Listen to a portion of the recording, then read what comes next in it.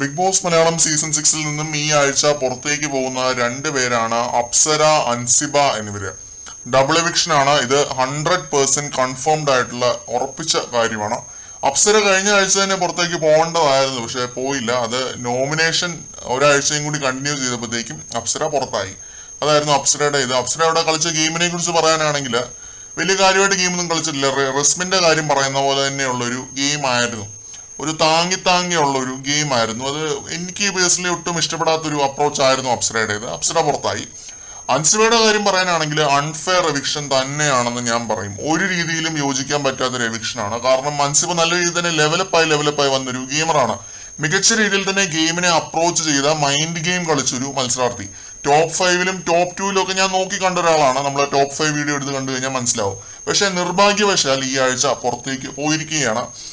Big ബോസിന്റെ പ്രിയപ്പെട്ട ഒരു കണ്ടസ്റ്റന്റിനെ രക്ഷിക്കാൻ അല്ലെങ്കിൽ ആരും ഗെയിം കളിച്ച് തോൽപ്പിക്കാതിരിക്കാൻ ബിഗ് ബോസ് നടത്തുന്ന ഒരു എവിക്ഷൻ ആണ് ഇത് എന്ന് എനിക്ക് മനസ്സിലാക്കാൻ സാധിച്ചു. അൻസിബയുടെ ഉണ്ടെങ്കിൽ ഒരാളുടെ അല്ല രണ്ടുപേരുടെയും കാറ്റ് പോവും എന്നുള്ളത് ഉറപ്പായിരുന്നു. പക്ഷെ ഒന്നും പറയാൻ പറ്റുന്നില്ല, ഔട്ടായി. ബാഡ് ലക്ക്, അൻസിബ പുറത്തായിരിക്കുകയാണ്. അൺഫെയർ എവിക്ഷൻ ആണ്. പക്ഷെ നമുക്കിത് ഇങ്ങനെ ഇവിടെ ഇരുന്ന് പറയാം എന്നല്ലാതെ വേറെ പ്രത്യേകിച്ച് ഗുണമൊന്നുമില്ല. അൻസിബ ആൻഡ് അപ്സര എവിക്റ്റഡ് എന്നുള്ളത് കൺഫേംഡ് അപ്ഡേറ്റ്സ് ആണ്. ഇന്നത്തെ എപ്പിസോഡിൽ അപ്സരയും നാളത്തെ എപ്പിസോഡിൽ അൻസിബയും. അങ്ങനെയാണ് എവിക്ഷൻ ഈ ആഴ്ചത്തെ. പുറത്തേക്ക് പോകാൻ ഒരുപാട് പേര് അവിടെ ഉണ്ട്, പക്ഷെ രണ്ടുപേരാണ് പോയിരിക്കുന്നത്.